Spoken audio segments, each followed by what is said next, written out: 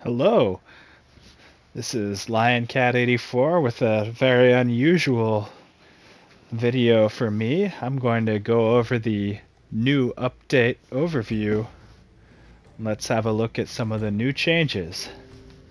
Well, first, obviously, we're no longer in a featureless hellscape that makes Mordor seem picturesque. We actually have backgrounds that change depending on where we last fought, which is nice. Our garage still doesn't rotate. We just rotate our tanks, but as we rotate our tanks, the tracks actually move, which I guess is fine. Let's see, another big change, or at least one that I am amazed took this long, is when we go to look at our modules. You'll notice we can press the triangle or whatever button on Xbox to bring up detailed stats. And they are actually better than what we used to have. So that is a good change. So many things that I had to go to the Tankopedia on the console World of Tanks website just to get, like gun depression and elevation. Now we can even look at the velocities of our shells again. That wasn't even in the Tankopedia. So, good change there. Another notable change.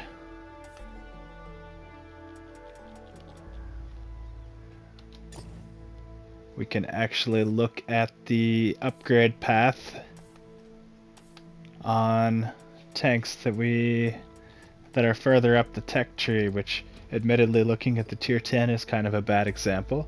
Let's take a look at something else, like what's something I don't have researched.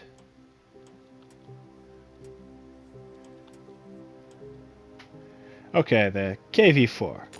First, let's take a look at the KV3. Now I go over here, and wow, that's a lot of modules. And preview vehicle. It'll actually show me the upgrade path there, although it won't tell me how much XP it will take until I actually buy it. So it's not perfect, but it's better than it used to be. I at least get an idea. Let's see what else.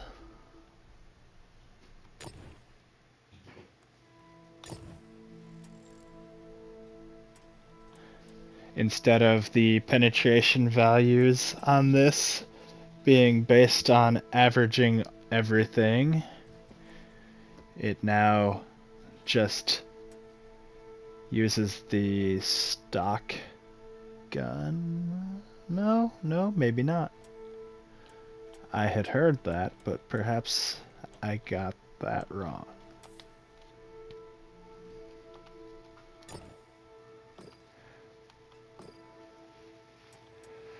There are some new camouflage options that are for everyone, actually. Okay. Looks like... that one looks like one of the mercenary camouflage options. And that actually looks an awful lot like the JSDF summer pattern. Huh, Flecktarn. Nice. And it keeps saying things are similar to Flecktarn. Do we actually have Flecktarn? We do.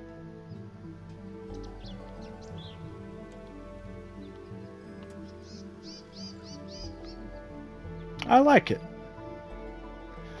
Good change. There are a few changes in the battle interface, but right now this is just a garage overview. But of course, the elephant in the room right now is this Cold War. Well, let's take a look. We have an entirely new mode, separate matchmaking, with more modern tanks. I should preface more modern with the acknowledgement that the first so it's divided into 3 eras, and the first era is all stuff that we already have at tier 8, 9, and 10, starting with this M46A1 Patton, which goes into the M47, which we don't have, but the higher upgrades on the M46 were actually M47s. And then you get the M48A5, which is a tier 10. And then the first of the next era is actually the M60-61, which is essentially the tier 10 M60 we have. But that does bring us into the first new tank, the M60A1, which leads into the M60A3. Then we have the very modern, which starts off with the M1, and the M1A1, and the M1A2. Then we can have a look at the so-called Eastern Alliance. Right now it's just the Western Alliance and the Eastern Alliance, but don't get confused. It's just USA and Russia. Presumably that will change. But we have the T-44A, which is a tier 8 right now in World War II mode, leading into the T-54, which is a tier 9. And then the Object 165, which I'm kind of curious about. It's a T-62A, which is a tier 10. Okay. And then the middle era starts off with the T-62. And then we skip the T-64 and go right to the T-72A. Okay. And then the T-72AV, which appears to have explosive reactive armor of a very early generation. Oh wow, yeah, that's definitely early ERA. It's hideous. And then in the modern, we just have the T-72B, which seems to have more explosive reactive armor. And another T-72B, although this one has integrated explosive reactive armor, so it looks a lot better. And finally, the T-72BU. Interesting, we don't have T-80, T-90. Maybe later, maybe premium. There's room for different tanks. I mean, we basically hit on all the major ones with the US, but there's plenty of others from France, Germany, Great Britain, Italy. Whereas not a whole lot we can do with the Eastern Alliance. Maybe stuff like the T-84 Oplot, that sort of thing, but fortunately they did not go anywhere near covering all of the Russian tanks. And then I anticipate we'll have some premiums like the MBT-70,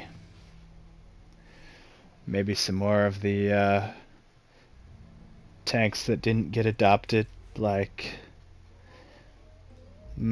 some of the stuff when they were adopting Leopard 1 and Leopard 2. But that's still very much in the future. For now, you only have 18 Tech Tree tanks and 2 premiums. The first is actually the T-55A, which is the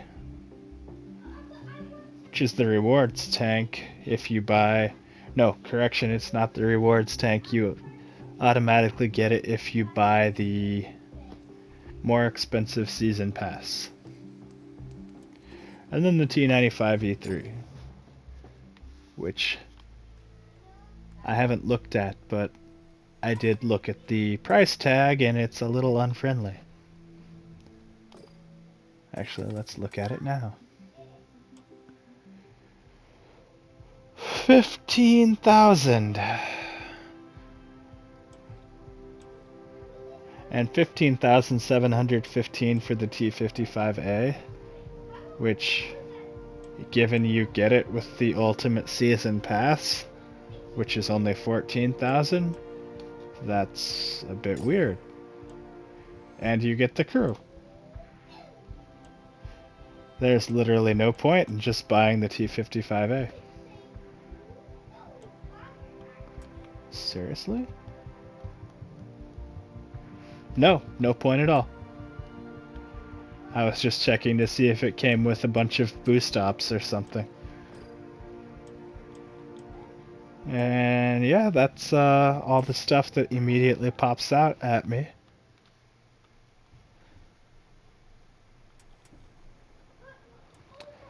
Let's play a game. Oh yes, we have 3D commanders. Wrong. Supposedly I can customize how he looks.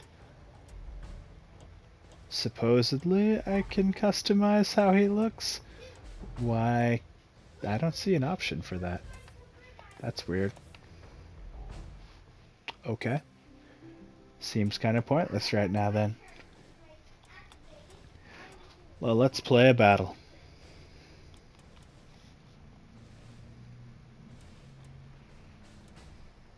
These commanders seem bigger. Alright, Dmitry Lavernenko, let's get you in the T-55A.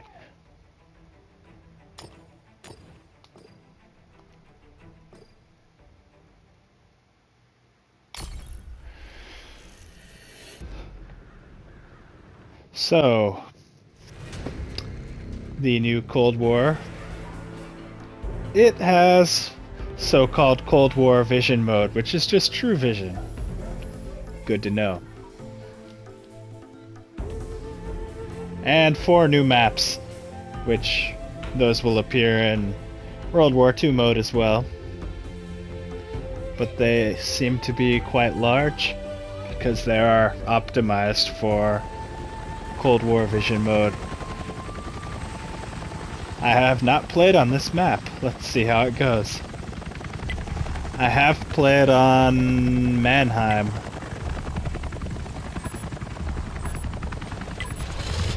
And Mannheim was covered in highways. And I really did not know where to go. I don't know where to go here either. It appears that we have some bridges that will be choke points. I have no idea if these rivers can be forded or not.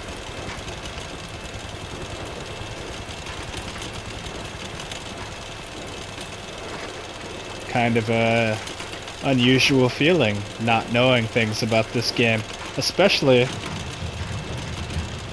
not knowing things about maps, given we only had like 18 yesterday.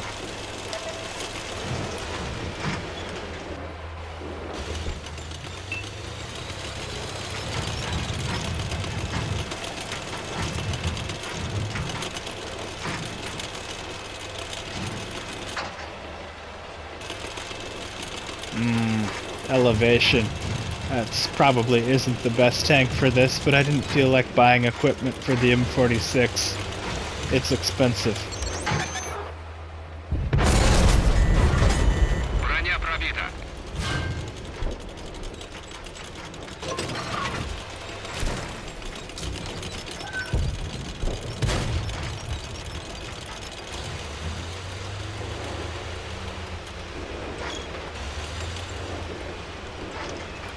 So I guess True Vision, except they put smoke and stuff all over the place.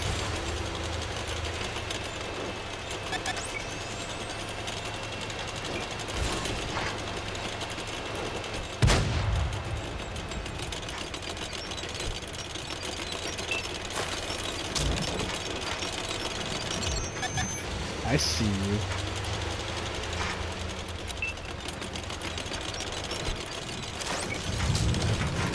Ah! I should have aimed that, but there's a bunch of people there. And only 2 of us. This is not good. Jeez. He only has 1,300 hit points?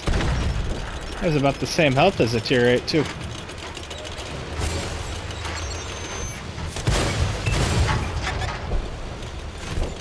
Uh-oh.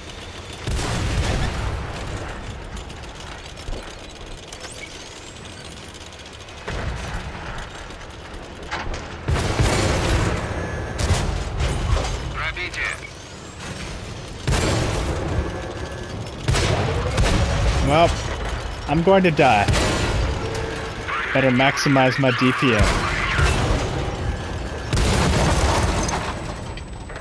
I guess that's the end of that.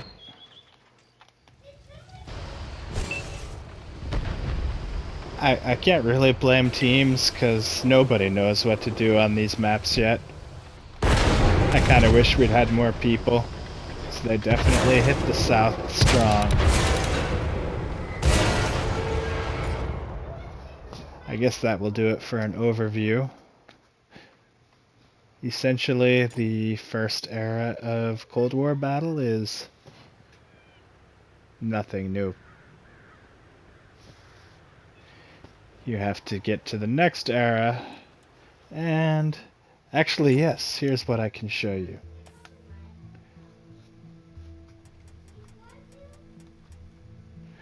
It takes 126,000 to elite this, 124,000 XP to unlock the next, which, given it's essentially tier 1, kind of steep, but given that it's also essentially tier 11, not so steep. But what is steep is the costs of the upgrades. This gun right here, I don't have researched, and I'm not going to burn 2,500 free XP just for this, so I'm just going to tell you, it costs 1.1 million silver. So apparently they have upscaled the amount of silver it takes to buy modules. And if it's 1.1 for a gun upgrade and the tier 1 equivalent, I shudder to think what modules will cost on the M1A1, the tier 9 equivalent. But that's a long way off. So those are my first thoughts of the update. So long.